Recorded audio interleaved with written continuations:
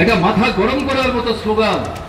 প্রতি বছর নতুন করে 2 কোটি চাকরির ব্যবস্থা করব, 5 বছরে 10 কোটি।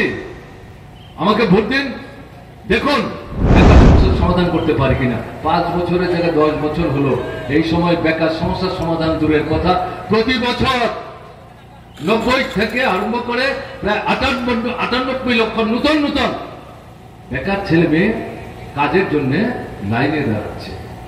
আর কোটি কোটি প্রতি বছর কাজ থেকে ছাঁটাই হয়ে যাচ্ছে, কারখানা বন্ধ হয়ে যাচ্ছে, চুক্তিবদ্ধ কাজ করছে, 8 মাস 9 মাস 10 মাস কাজের পর তাদেরকে ছুঁড়ে ফেলে দিচ্ছে চায়ের দোকানের কাপের মতো।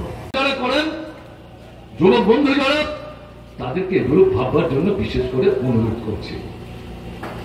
একটা খুব খারাপ পরিস্থিতির মধ্যে দেশকে ঠেলে নিয়ে চলেছে। আমাদের মায়েরা বোনেরা 50 ভাগের বেশি রক্তাল্পতায় ভুগছে। কেন রক্তাল্পতায় ভুগছে? পুষ্টিকর খাবার নাই,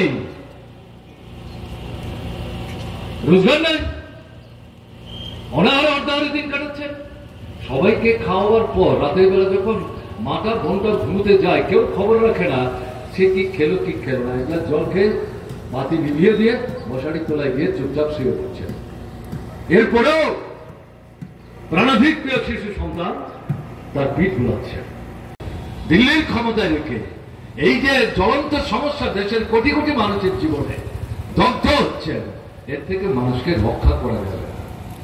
তাই মনে করার কোনো কারণ নেই। আমরা কংগ্রেস সিপিআইএম কয়েকজন এমপি পাঠাচ্ছি, আমাদের সংখ্যা বাড়াচ্ছি, এটা আমাদের কি আলাদা করে স্বার্থ আছে?